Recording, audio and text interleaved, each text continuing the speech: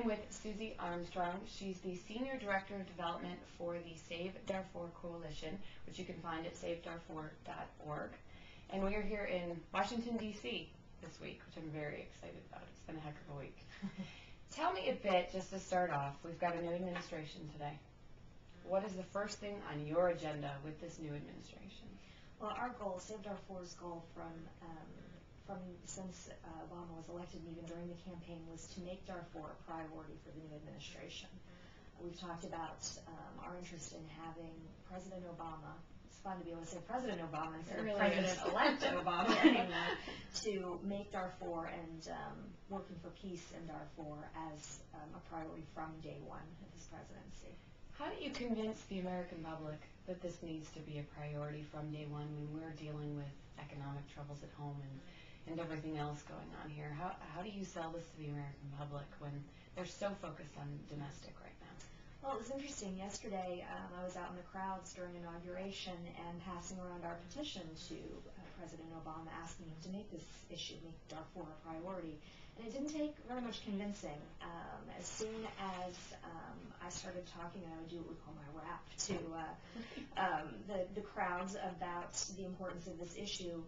I think that over time, that what Save Darfur has done very well is make the issue of Darfur a very significant issue in the public's minds. As soon as I heard, or as folks heard me say Darfur, people would take the petition from me and they'd pass it around to their friends, and I'd stand there waiting for someone to hand it back to me eventually. So I was very impressed by the awareness of the issue, and I think the sense of hope that people have that President Obama can make a difference there.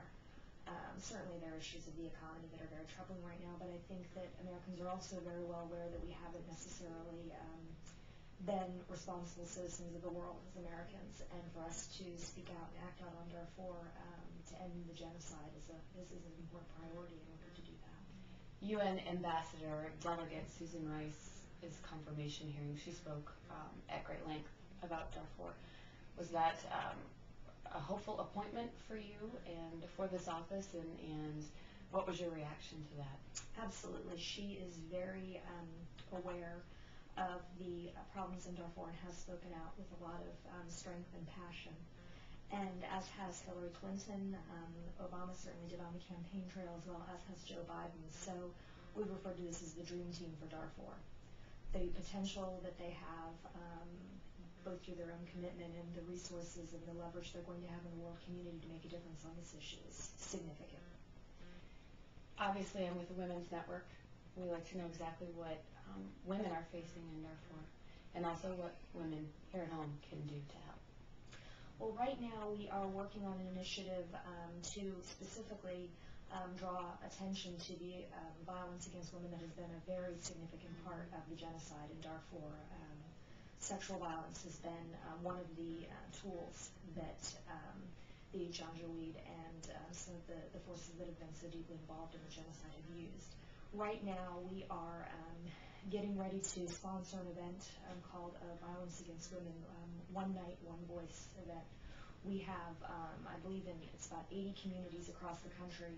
They're going to be joining with us. We're doing an event in Washington, D.C., but across the country it'll be reflected back, a video on this issue with voices of women from Darfur who have been impacted by this. And so I think it's a real opportunity for women across the country to stand with us, to speak out against violence, and to not be silent on an issue that can be uncomfortable.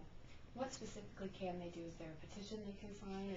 They can go to our website at savedarfur.org and sign up to host an event to show this video and to really be a part of this network across the country of women who are speaking out on this issue. Specifically when it comes to policy issues, what is the number one thing on your coalition's agenda that you want to see the president implement? Well, all of our efforts are to help him to create peace in Darfur. It's not about, right now we're in a situation where there is quite a bit of humanitarian aid going to the Darfuri people, certainly not enough, but we need to get beyond managing this crisis. We need to actually get to negotiating a peace agreement that actually solves this and makes it so that people are living happy, healthy lives rather than getting by or suffering on a day-to-day basis the way they are now. And again, that's savedarfur.org. This is the Save Darfur Coalition. Thank you very much, Susie. Thank you.